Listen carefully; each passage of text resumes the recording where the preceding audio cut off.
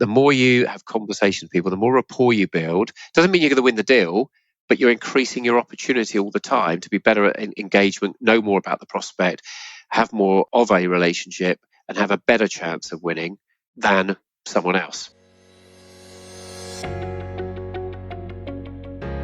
Welcome to Revenue Insights. Every week, we'll be joined by revenue leaders from some of the most successful and highest growing companies. Together, we explore how they built their revenue teams, the journeys that they've been on, and the lessons they have learned along the way. Revenue Insights is brought to you by Ebster. We're a revenue intelligence platform designed to help revenue teams to build more pipeline, close more deals, and retain more customers.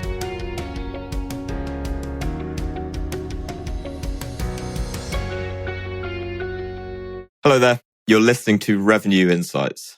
Today I'm picking the brains of Ian Moyse. He's the head of sales at ChAI. He's been leading various sales teams through rapid growth over the past 10 years. So Ian, I'm fascinated to understand today how you've done it. Welcome. Lee, thank you so much. Pleasure to be here. As we can see, we're recording near Christmas, or the decorations wouldn't be up. I guess there's the War and Peace version, and there's the Hungry Caterpillar version, right? So I'll give you the Hungry Caterpillar version, not bore people. So been in sales a many years. Always in technology sales, but I think it's a very transposable skill, and I have a passion for it. I've always loved the engagement. I'm still learning today, which often when I'm leading teams, and I say that, you can see that, right? And I try and get them into, guys, it's about, guys and gals, it's about continually adjusting and learning to the changing buyer dynamic. The buyer now is very different than it was 5 years, 10 years, and certainly 20 years ago. We live in a different world with different information, different influences. Social media wasn't even around then. And we have to adjust as sellers, right? Some of the basic principles apply, but you've got to remain relevant to a much more educated, smarter, agile, informed buyer. And it should be fun, right? It should be something we engage with. That's the nature of the beast. And so on that journey, you've come to ChAI today, and we were kind of talking beforehand about some of the experiences that you've had in the past. So of those, what are the most common, in building a lot of those high growth teams and the successful teams, what are the common trends that you're looking for? How do you process it when you're going into a new role, taking stock of what the situation is like? Sure. So you said the words there, take stock, or I use assimilate. The first thing is to understand what you're dealing with and not be a bull in a china shop.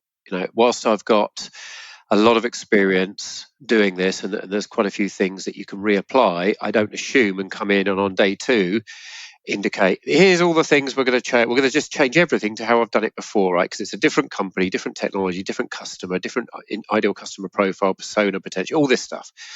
But there is a common framework. So the first thing is to assimilate and understand what you're dealing with, including the internal customer, whether you've got a team or not, but your salespeople, what the dynamic is, and trying to appraise what the real challenges are. What the stop, start, continue buckets. What is working or seems to be working? Well, let's not change that right now and break things that are already going.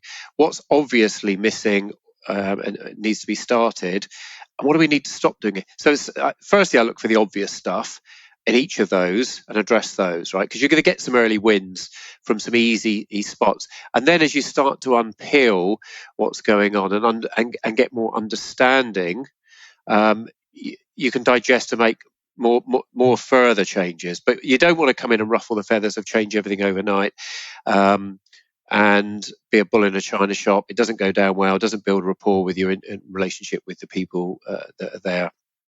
But there's a set number of principles, right? And what I see with salespeople, and I have not only have I experienced coming in and transforming sales teams and their revenues, and had the pleasure to do that, but I also have the pleasure to be a judge on a number of sales awards and get involved with different sales associations. So I get to meet a lot of salespeople, not just from technology, but across sector as well, and get that interaction to gauge and get a feel for what's going on.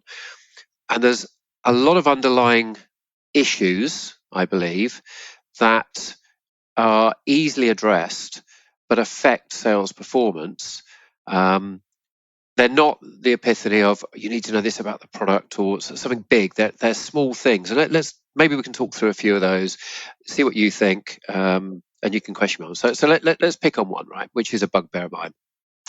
And I've been guilty of this as well. But once you start to open your eyes on it, you start catching yourself and think about it. So, communication versus conversation. So any salespeople, any salesperson that I've ever asked and said, well, what's the optimal selling position to be in? Well, it's face to face. It's talking to another human being in person. Great, because you get more feedback, interaction, can build more rapport, all that stuff, right? And if you can't be face to face, well, on video like this, great. And if not, then traditionally it was face to face. Then it was talking. It was on the phone. Then conversation. Okay. No one ever says, the optimal is emailing each other or is electronic, right? And yet, you know where I'm going before I even get there, and I'm sure people listening will, and any sales leaders thinking about this will be, the penny's already dropped. How many times are we resorting to, typically email, but electronic medium? Right, so I'll catch a salesperson and say, well, they'll say, I called up with XYZ prospect, or I called up with Sally, and we chatted yesterday, and I've learned to just say, well, just when we say chatted, you spoke on the phone. Simple question. Oh no, we exchanged emails 4 or 5 times in the day. Okay, well that's not chatted. That's communicated. And it has some fundamental flaws, right? Whether you're in sales or customer service or support, it's pretty much the same issue. They're not the same. Okay, they have their place, but they're not the same. On email, you can misinterpret what someone intended, right? You don't know if they interpreted and responded to what you think they responded to. So it's very easy to get misunderstanding. There is absolutely no feeling in it, an emotion. Although you might think, they put it in bold, they're angry. There isn't. It's black and white, it's words. And there's no reaction, there's no feedback loop. So, here's an easy one. You've emailed them. How many times does those listening have had someone say, they've emailed you and said, could you email me over the pricing or change it for this or whatever? And you go, yeah, brilliant, keyboard warrior. Great, it's a buying signal, and we could talk about happy ears in a minute if we want. Buying signal, I'll send it back, right? You don't know, did they then open that email and go, oh my gosh, and then turn to their colleague and, hey George, have you seen this? What the? Have they misunderstood what you've put? Have you misunderstood what they've looked for? You can't handle that because you don't know that's going on. And then do they ghost you, or you can't get hold of them because you didn't talk it through? Why couldn't you have replied? And people say, well, and this will lead me on to the next subject built into this one, I guess, changing the channel. People say, well, I couldn't just phone them up. And I hear this when I do this at conferences and with audiences, and I talk about this. But you can't just pick up the phone when they've emailed you and said, can you send something, or can you do this, or can you answer this question? Okay, if you don't feel comfortable doing that, could you not reply and say, Sally, really value your question, but there's a number of things around that I'm not clear on. Are you available for a quick call this afternoon or tomorrow morning? You changed the channel, right, to one that's appropriate, but you still responded on the same communication method if you didn't feel comfortable enough just to pick up the phone. Maybe you haven't got enough rapport with them yet. So it's understanding what the limitations of this are, because, and I watch it all the time. I'll join a business and I'll see people, and I'll look in the CRM and you can see it. CRM is the easiest place because you can see the emails going back and forth of historic conversation. You go, well, where was there a phone call in that? There's 10 emails been exchanged. And look at that, what that's about. Why wasn't that a conversation? The easiest example, of course, is customer service, where if someone's emailed in with a complaint, email them back saying, respect that you feel we've let you down. Would love to. Are you available at 2 this afternoon or 4 tomorrow? And what number would be best reach you on to have a chat about this? Not send them a standard response back. Because you haven't engaged. Are they screaming their head off? Are they telling all their friends? Or are they, you can placate them. And I always say to people, guys, think about this, guys and gals. I've got to stop being masculating the phrase there. But salespeople, think about this. If you humanize it, people deal with you differently, right? If in the street, you don't bump into people on the street, or you shuffle. When you shuffle, you're both going one way and the other. You both say sorry. If it's a car, because it's dehumanized, you look at what happens with people in the car. Oh, get out of my way and all this stuff. People default to it. It's another block of metal. It isn't another human I'm dealing with. People react differently. Same behind email, right? You're not getting the response, the emotion. You're not getting feeling. You're not earning rapport with that prospective client because you've desensitized it into black and white writing. It's interesting that in the age of so much technology that it's naturally gone in the direction of, okay, how do we automate this? How do we scale it? How do we make it so much faster? And you're quite right, with technology like email, it's so easy to gravitate towards that and to lean on it. And I think you're absolutely right. I mean, from the perspective that I come at it from, so we really value like the strength of the relationship. It's not all about how many emails that you're able to send. It's actually, how many meetings have you booked with them? How many times? Okay, yeah, how many times are they replying to your emails? Are you just battering them with with 20 emails a day and then not really engaging with it? And so I'm interested to know, before we kind of move on, why do you think sales teams have kind of gone in that direction of almost being scared to pick up the phone? It feels to me that is it just that it's easier to send an email? If sales teams just got to the point where actually, I can just do my job? And then I guess second point to that question is, when you go in, do you look at it in the sense of the numbers, that when you then go, look, we need to be getting on the phone more often, do you see that tangible impact at the bottom of your revenue numbers? Yeah. So in the first answer, I think it's habit. We all fall into it. We do it in our private lives, and look at WhatsApp groups, and there's people have all these different mediums going on and messages coming in, whether it's about the kids' football in a WhatsApp group, whether it's arranging something with friends. How much of that now happens electronically, whereas in the olden days they'd have used the home phone to phone someone's home phone, right? But now it's easy because people are transient. So do you want to try phoning them, and then you don't get them, and then they phone you back and all this? So it has its place for doing certain things. If you're arranging a meeting with a client and you've had a conversation, we just agreed, right, let's sort this meeting out, and there's 5 people involved. Right, well, I'll send some proposed dates over. I'll go through my diary, send them over. Sometimes it fits for doing stuff. Or now we've had a discussion about the pricing, Lee, and it seems that option 1 is the one that you want. Let me just reconfirm what that is. Boom, boom, boom, boom, boom. That's more, yeah. No, I think it is. Okay. So how would you like me to present? Do you want me to just raise an order with you? Or do you want me to give you a pro forma quote? Oh, well, if you can send it over laid out in of exactly what's in there and what's included, I'll get it double checked, and then brilliant. So you're using it to validate something you've already discussed, to confirm something. Or if it's simply, Ian, I can't make the call at 2 today, can we make it 3 tomorrow? I don't need to phone you back, right? I can happily reply to that. And you go, yep, 3 tomorrow works for us. I'll update the diary invite. It has its place, but it shouldn't replace the majority of conversation, which unfortunately in a lot of sales transactions, it ends up doing. You need to pause and think, is this something that should be a conversation? Is it about something more robust in what we're doing? And so that's the first bit. And then, yes, does it have results? Yes. Does it transform your whole business overnight? No, of course not. This is one of multiple things that I look to address. But if you're having more conversations with people, let me talk about one of the impacts it has, because you used a word a second ago and said about relationship, and that triggered me on another one. So rapport versus relationship. Similarly, salespeople will say, hey, how are you getting on with Sally at XYZ? How are you getting on with Bob? Oh, we've got a great relationship. Okay. Is it a relationship, really, or do you have good rapport with them? Because relationship implies something quite strong. Would the customer say, you have a relationship? Say, no, I like Dave. Would they describe it the same way you are? Right. So here's an easy example, and then I'll give you a way of measuring this. Which links back to what we were talking about. If you're out on the street, you're just wandering down, it's very easy to pause, say, madam, sir, excuse me, have you got the time? Oh, yeah, it's 3:10. Great. Okay. Different scenario. Sir, could I get £10 off you, please? You're going to get a very different answer, and here's why.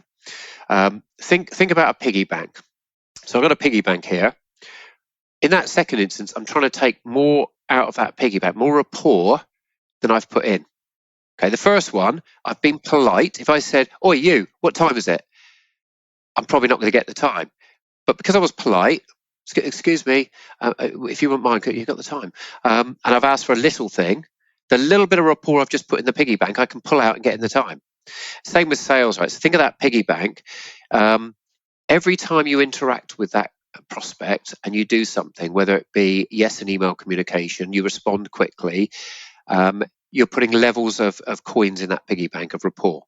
I would suggest heavily that when you have a conversation with them, there is more coins going in because of the inflection, and you can go, Lee, start the call, right? Lee, hey, crikey, how are you getting on? Did you watch the match last night? Oh yeah, oh my God. And you might end up chatting about that, right? You might have a football in the background there. There's something. You find levels for discussion where you build rapport and it feels more tangible. I've just put more coins in the piggy bank, right? If I meet you in person, if I go out for, we've met a couple of times, and should we go downstairs and grab a coffee and relax and sit in some relaxed chair? Whatever. The more you get into that, the more rapport is going in, the more you can take out, the more you can ask for, the more you can question, the more you can, ask for a favour, right? But if you haven't put any in and all you're doing is email, I would suggest two salespeople prospecting to the same client. The one that's got the most rapport, that's leading towards a relationship, is the one that has the most meaningful interactions. Electronically, yes, you're putting coins in, but they're going in at a much lower value denomination every time you have an engagement. I have a conversation, maybe I put 50p in there. You send an email, maybe you got 5 or 10p in there. I can build towards a relationship far, far quicker by the type of interaction I have and humanizing it and making it personal. And us chatting, after this call, we'll have more rapport than just a couple of emails exchanged arranging it. It's the nature of how humans work, right? But how many salespeople are avoiding that? Well, therefore, you're not building towards a relationship, but you claim you've got a relationship. Really? You've got to think about that one as well. Because a combination of these, the more you have conversations with people, which also both of these link to questioning in a minute, which we might talk about, but the more you have conversations with people, the more rapport you build. Doesn't mean you're going to win the deal, but you're increasing your opportunity all the time to be better at engagement, know more about the prospect, have more of a relationship, and have a better chance of winning than someone else. Does that make sense?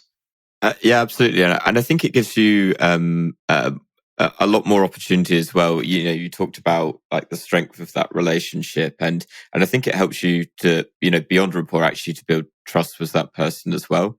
I'll come at this from a perspective of someone who doesn't like being cold called. If I get an email, if it's not personalized, I will just delete it.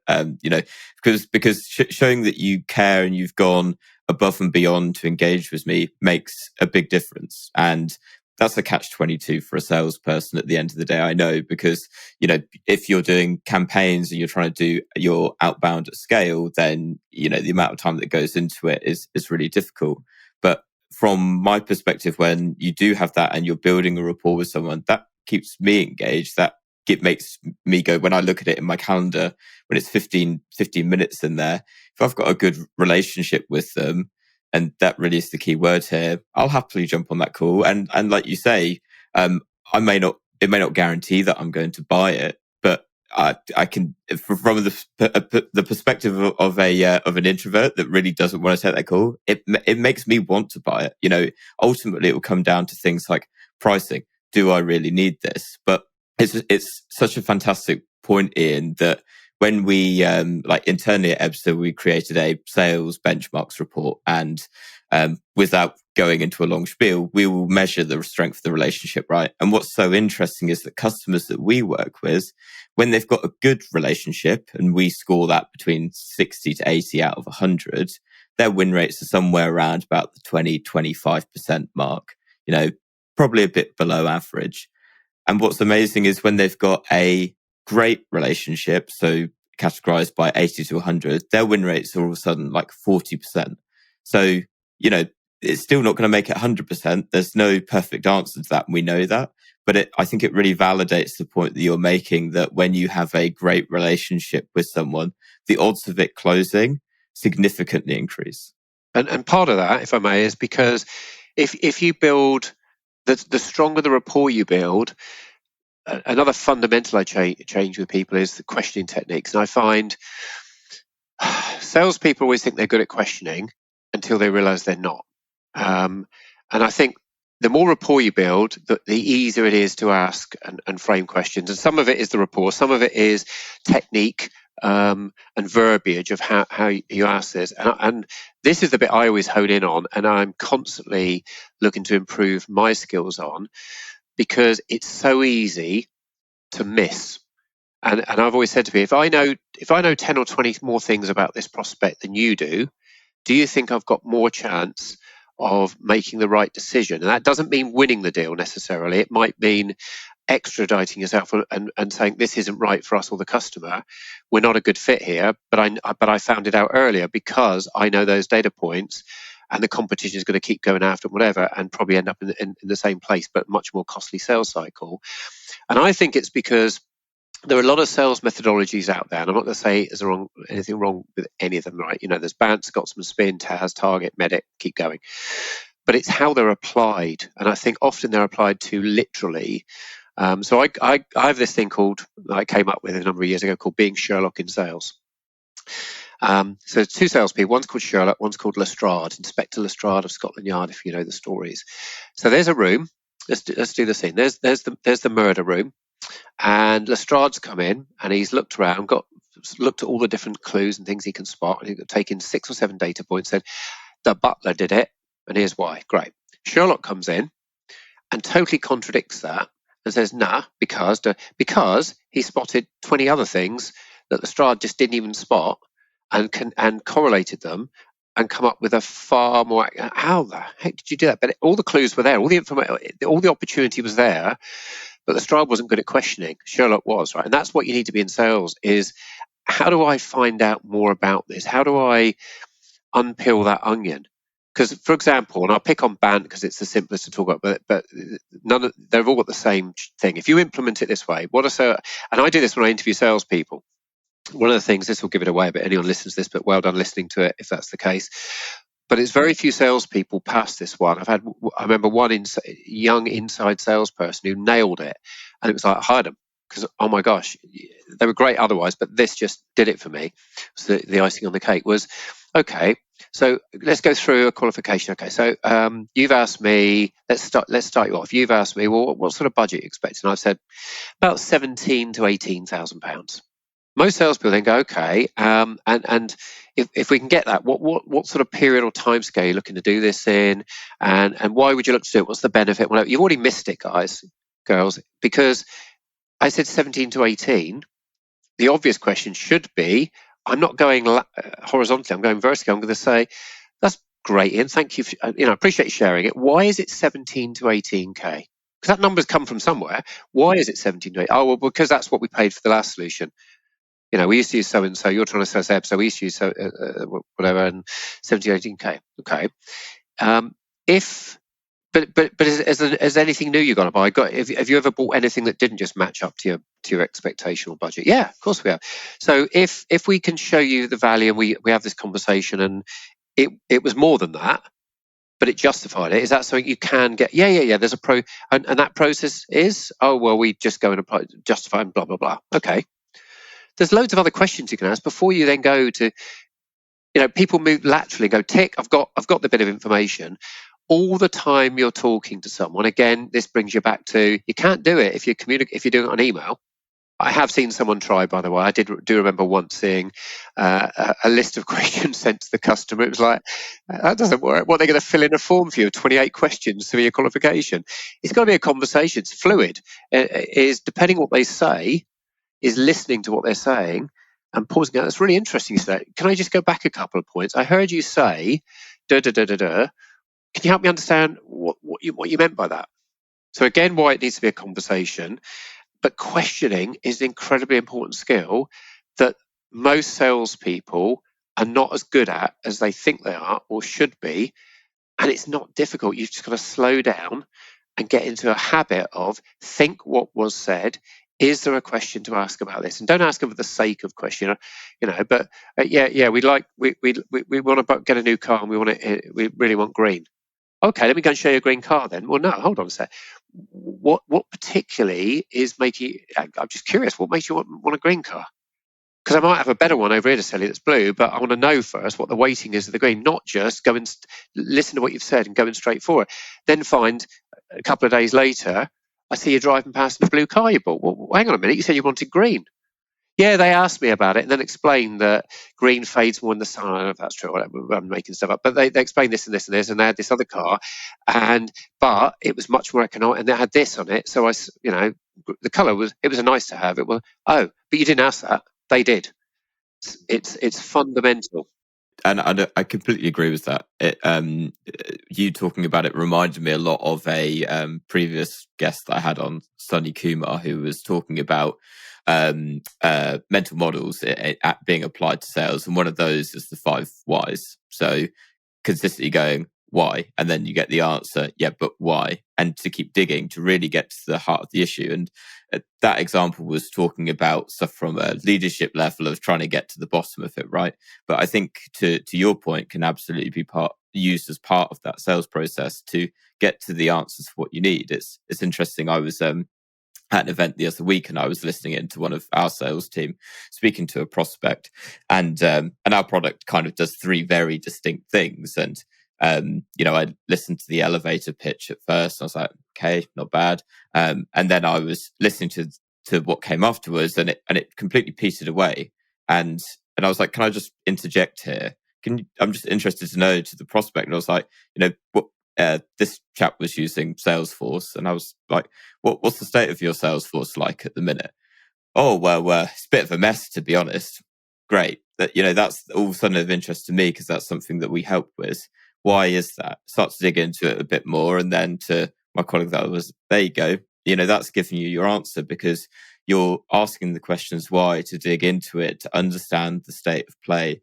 And it will often amaze you how much information people will give you, as long as it's not about telling them, we do this, I can change your life. Our technology is going to, make your day-to-day so much better. It's just ask them where they're having problems, get the information that you need, and completely agree with you. It's such an underrated skill in so many different parts of business.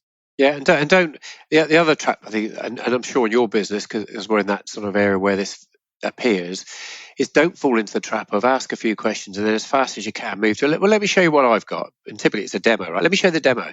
It's the devil's temptation, because what I watch and the behavior I see in demos is and everyone does this, it's because it's harder, is people go into show and tell mode. Right, the questioning virtually stops, because you're thinking, where do I click next? What do I go next? And I know what I'm going. Let me show how shiny this is. Instead of, right, I've understood from the questioning, to your point, 3 key pains you've got. Let me first show you that first pain. Let me show you something here succinctly of how this could change that for you. Great, Dave. How does that look, Sally? What do you? How would you use that? Instead of, let me take you through now 40-minute demos as fast as I can talk to you and get the minimum I need to get you on to show you something. That's number 1. And then 2, once I get into it, I go out of sales mode. I forget to question, I forget to interact and converse and build rapport. I go into, I'm going to talk at you mode. And I've seen it done, I'm sure you have, nth number of times, because it's a trap that people fall into. If you know how to demo, you don't know how to demo, if that makes sense. You get drawn into, I'm going to go through the motions because look how whizzy I can demo. It really is the devil's temptation in sales, I think. Let me get to a demo as fast as possible and then talk at you. Yeah, absolutely. And I think probably the last bit to add to that is it's not only just about asking questions, it's being able to listen and actively listen as well, to actually listen to what they're saying and what they are giving to you.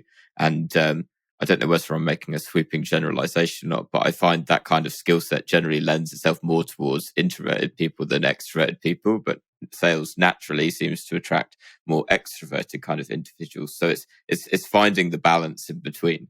Yeah, absolutely. And maybe that's, I came probably from an introverted background, being a programmer originally. So maybe that's what led me down this path. Who knows? Yeah. Something that I'm interested to ask, a lot of the principles that you've talked about ring very true. And I'm quite interested to understand from your experience, Ian, go to where you are now, and ChAI, you're obviously in artificial intelligence. So really a very interesting kind of spearhead of the technology market at the minute. So what's your opinion on that, like the digital transformation of sales teams? Because everything that we've been talking about in this episode has very much been, I feel, quite qualitative kind of feedback that you're taking. Yep. So do you find that that sales tech tools are beneficial for salespeople moving forward? Yeah, I think absolutely they have their place. But it's a couple of things. One is not to think, and I'm sure you'll iterate this with what you do, but not to believe that buying a piece of technology is just going to fix your sales process or execution issues. It's not, right. So these tools are there. It's let's do this one. If you've got a DIY person, a carpenter, but they can go and buy the hammers and the chisels and all the tools. But if they're fundamentally awkward and just don't know what the hell they're doing, they're still going to do a bad job and put the shelf up crooked, right?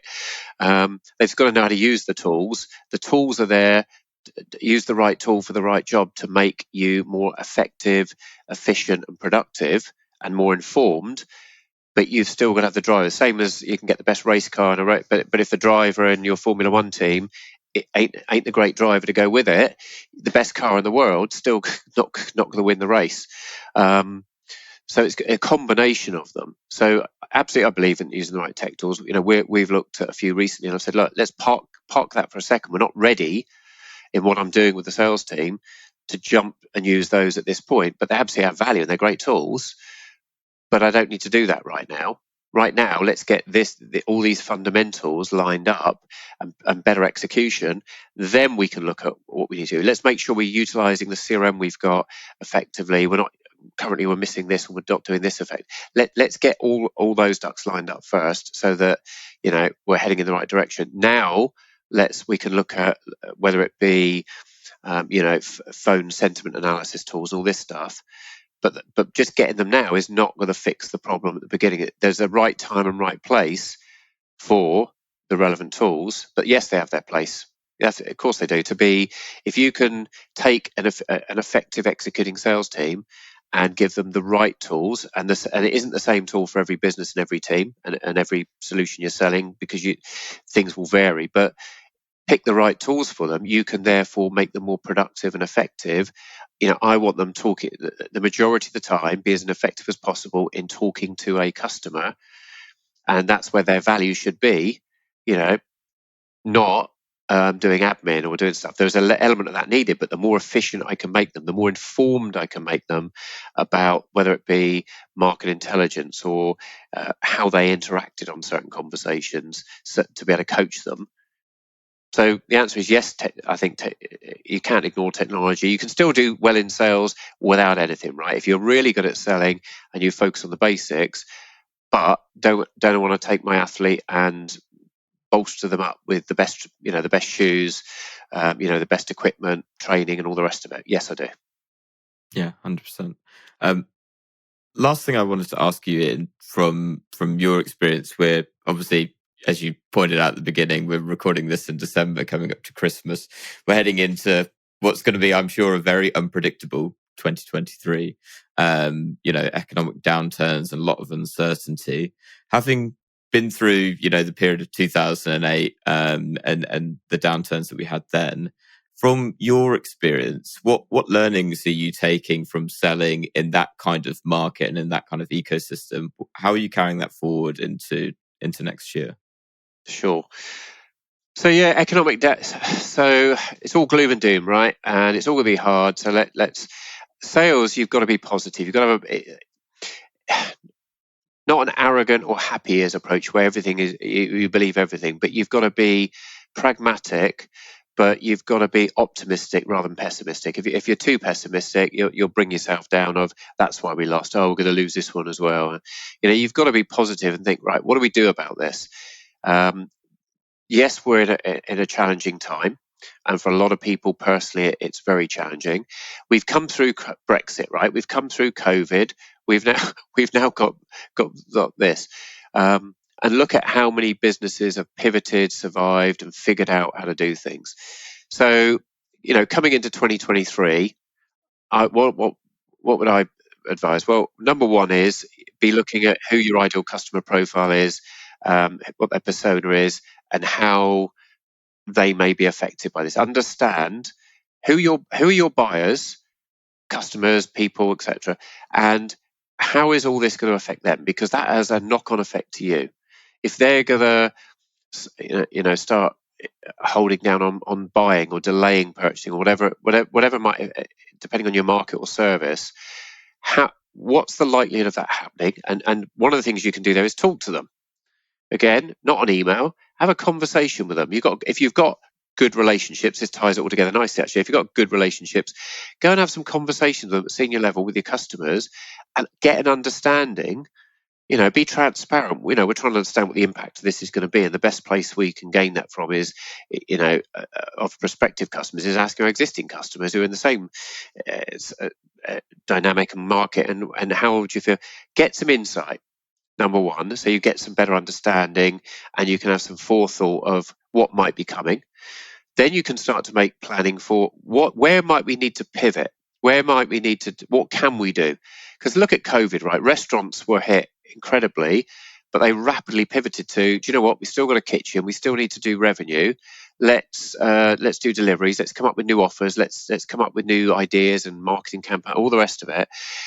Start figuring out your own one. What's the impact likely to be? What's our mitigation for that over that period?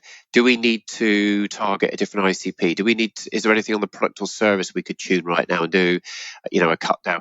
What needs to change, if anything? And for your salespeople, you need to be talking to them and communicating and working with them, because what you don't want is them on a woe is no, on a, well, it's probably going to be bad, and expecting it, because you can create your own destiny. Sales you've got to be passionate, right? You've got to be positively passionate, but also realistic of, okay, it's going to get harder. What do we do about it? Let's figure out what we do about it now. Does that mean we need to get a marginal gain on our close rates? How do we do that? Do we need to increase our average sales value by 5 or 6%? You can't say increase it by 50 or 100. It's not realistic. But what metrics can we focus on that will have an impact to mitigate what might come? And be discussing and thinking about it now, not when it hits you. If it doesn't come and you've planned stuff out, well, great. But don't be caught on the hot rate. You can see where we're heading. COVID hit us all too quick, and everyone had to go remote. We dealt with it, right? So we'll get through this as well. But you've got to be thinking about it, working on it together, not just putting your head in your hands. Woe is us, and hope, and certainly not having hope as a strategy. Oh, we hope it turns out right. We'll see how it turns out, right? And salespeople, you've got to keep them motivated. What are we going to do about this? How are we going to do it? What are we going to focus on, and give them guidance? And that's got to come from sales leadership. Don't let them all be figuring out their own little thing and worrying about it, because there will be worry, right? Naturally. Yeah, 100%. That's my two penneth. Final question. If you could recommend one book to other sales leaders, revenue leaders, which one would it be and why? So I'm not going to disrespect any others and say this is the best one out, but one that I recommend that people often have missed, because have a look at a book called Social Selling by Tim Hughes. Social selling, a lot of people think they know what it is, but they don't. What they're doing is reposting stuff and sharing it, and they're not doing what real social selling is. It has an impact. It is another skill in your tool bag. It doesn't replace picking up the phone and talking to people. It is another tool in that kit bag that, if you know how to use it, you can use it when you need to use it, right? And it's very readable. Tim's just updated it. There's a new revised version out from his first edition for 2023. I think it's on the stores now. That would be my recommendation, because you'll learn something from it. It's about how the biodynamic has changed and some different things you can do about it. Beautiful. Well, we'll put a link down to that in the show notes. Cool. Ian, it's been great to chat with you. Thank you so much for joining me for this conversation. If the listeners want to connect with you, learn a little bit more about some more of the principles that you take into some of the new businesses. And I know you're a massive advocate of social selling. Where can they find you?